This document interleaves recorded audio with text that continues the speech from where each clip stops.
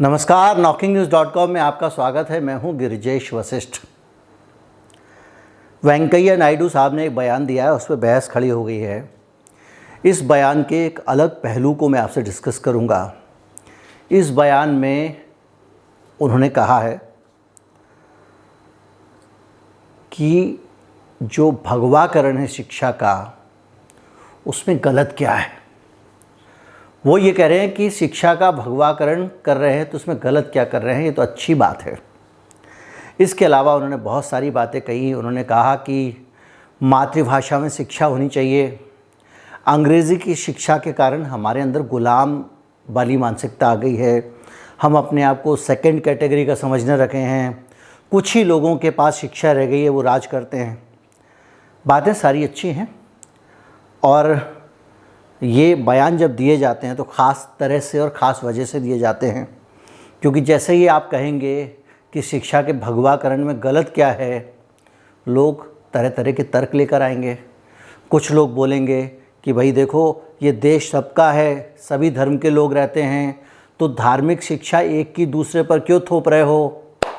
मसाला मिल जाएगा, इसी पे झगड़ा खड़ा हो जाएगा। आधे लोग कहने लगेंगे हम हिंदू मेजॉरिटी में हैं, पाकिस्तान चला गया तो क्या हो गया, कहेंगे लोग, ऐसे लोग भी हैं, तो क्या हो गया। तो अगर क्या अब गीता की शिक्षा ही नहीं होगी, कोई कुछ कहेगा, कोई कुछ कहेगा। बचपन से गीता पढ़ते आ रहे हैं हम लोग, किसी न किसी रूप में हमको गीता स्कूलों में पढ़ाई जाती है।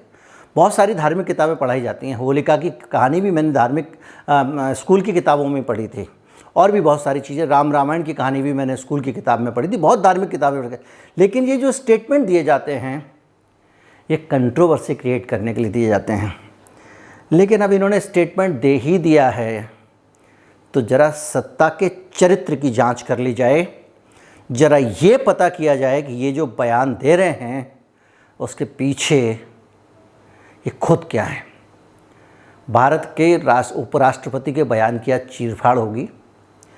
उनकी ही पार्टी की नीतियाँ आपके सामने रखी जाएंगी।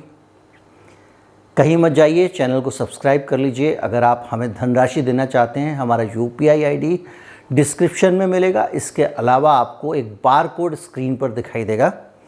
उस बार कोड के ज़रिए स्कैन करके भी आप भुगतान कर सकते हैं। मैं अभी आया, कहीं मत जाइएगा।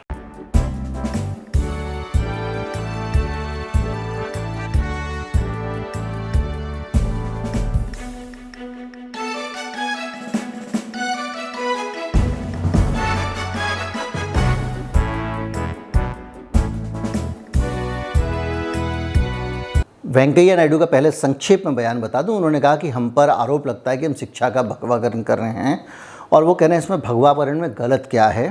संवैधानिक पद पर बैठे हुए आदमी हैं, और वो कह रहे हैं कि आपकी मातृभाषा आपकी दृष्टि की तरह होती है, आपकी नज़र की तरह होती है।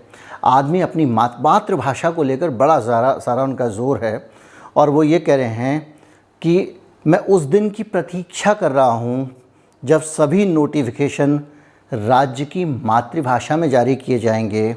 आपकी मातृभाषा आपकी दृष्टि की तरह है, ये वो कह रहे हैं। और भारत आने वाले विदेशी व्यक्ति अंग्रेजी जानने के बावजूद अपनी मातृभाषा बोलते हैं। अब ये ज्ञान दे के निकल जाने का मसला है क्या। भाई आप सरकार में हैं, कुछ नीति बनाइए ना।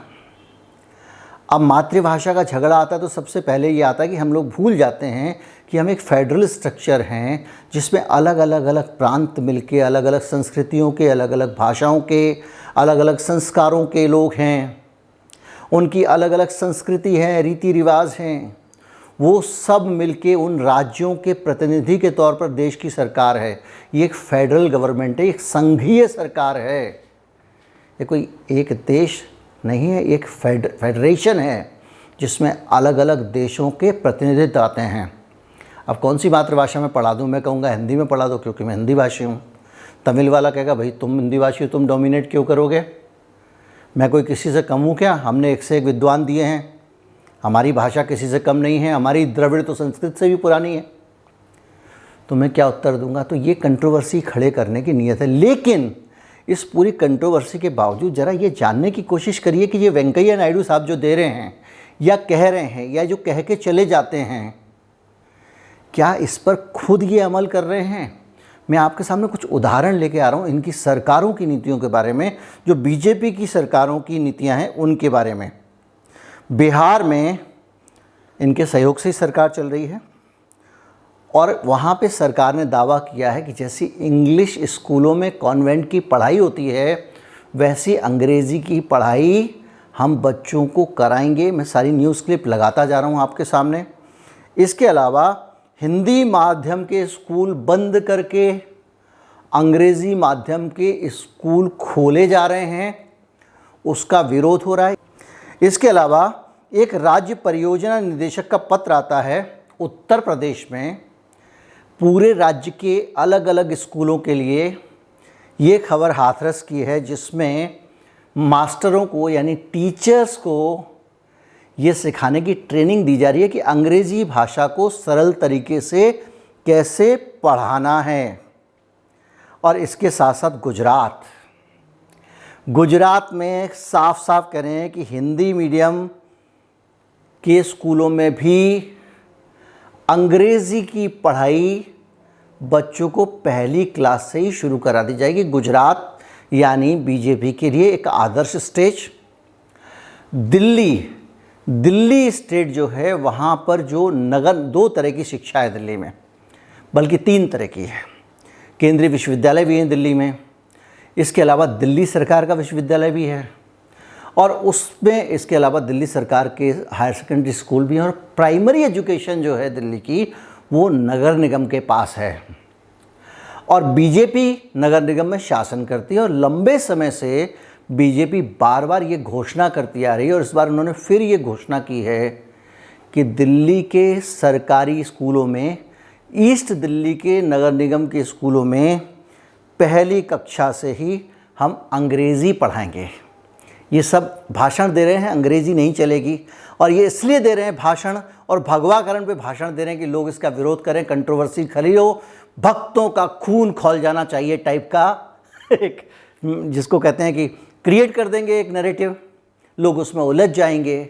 पढ़े लिखे लोग कहेंगे नहीं ये नहीं हो सकता, एक धर्म की शिक्षा कैसे दे सकते हो, दूसरे पे थोप रहे हो, देश का फेडरल स्ट्रक्चर ये है, फलां है, डमका है। उसका फ़ायदा उठा के इन पढ़े लिखों के खिलाफ भी कैंपेन चला देंगे, बुद्धिजीवियों को अर्बन नक्सल बोल देंगे।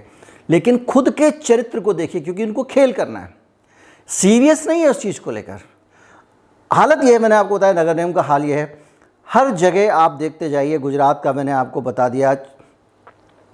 अब आपको बताता हूँ कि कंट्रोवर्सी होती है तो कैसे होती है और कंट्रोवर्सी कैसे की जा रही है।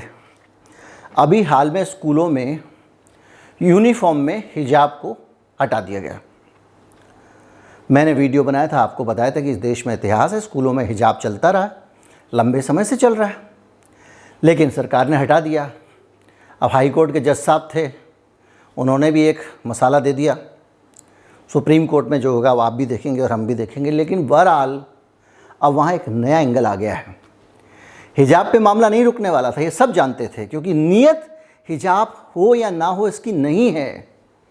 हिजाब किसी भी व्यक्ति के परंपरावादी पुराने सोच का होने का प्रतीक है, उसको त्याग देना चाहिए। ऐसी चीज़ें, घूंघट, हिजाब या जो भी चीज़ें हैं, अब वो शील का मामला कहें, जस्टिफिकेशन सबके पास में है, सबके पास जस्टिफिकेशन हो सकते हैं। ठीक उस तरह से जैसे कि अब गीता को, जो मुख्यमंत्री हैं कर्नाटक के, उन्होंने कह दिया कि गीता पढ़ाई जाएगी अब स्कूलों में।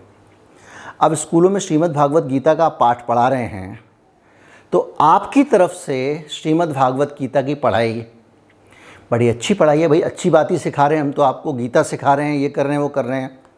अब अगर पाकिस्तान में कोई कहे कि हम कुरान सिखा रहे हैं, कुरान पढ़ाएंगे सबको, तब तो समझ में आता है फ्यूडल स्टेट है, पिछड़ा स्टेट है।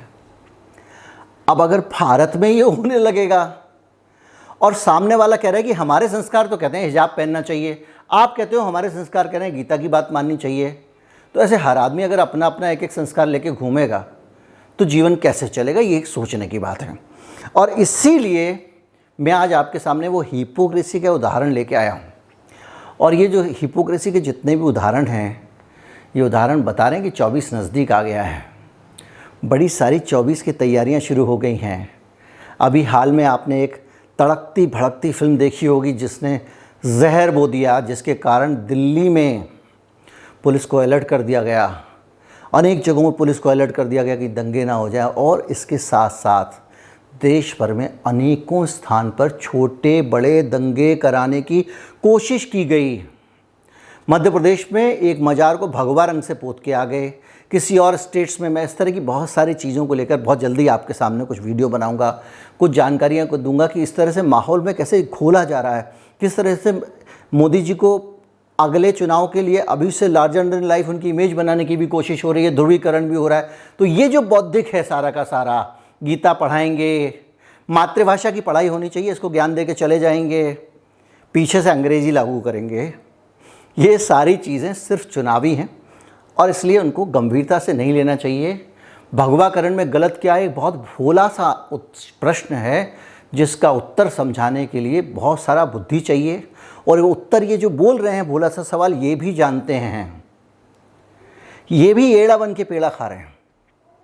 और जब जब जो इनको बताएगा कि भगवा शिक्षा क्यों नहीं होनी चाहिए, भगवाकरण शिक्षा का क्यों नहीं होना चाहिए, शिक्षा को एक धर्म की तरफ ना ले जाकर विज्ञान की तरफ क्यों ले जाना चाहिए, उसको ये विलोन घोषित कर देंगे। ये है गेम प्लान और ये हर चीज़ का इसी तरह का गेम बनाते रहते हैं। मुझे लगता है वीडियो आपको अच्छा लगा होगा। अच्छा लगा हो तो ज़्यादा से ज़्यादा लोगों तक पहुँचाएँ, चैनल को सब्सक्राइब कर लें। और इस गिरिजेश वशिष्ठ चैनल पर मैं देख रहा हूँ आजकल लोगों की रुचि कम हो रही है, उसको बढ़ाना है, ज़्यादा से ज़्यादा वीडियो शेयर करें। नमस्कार, जय हिंद।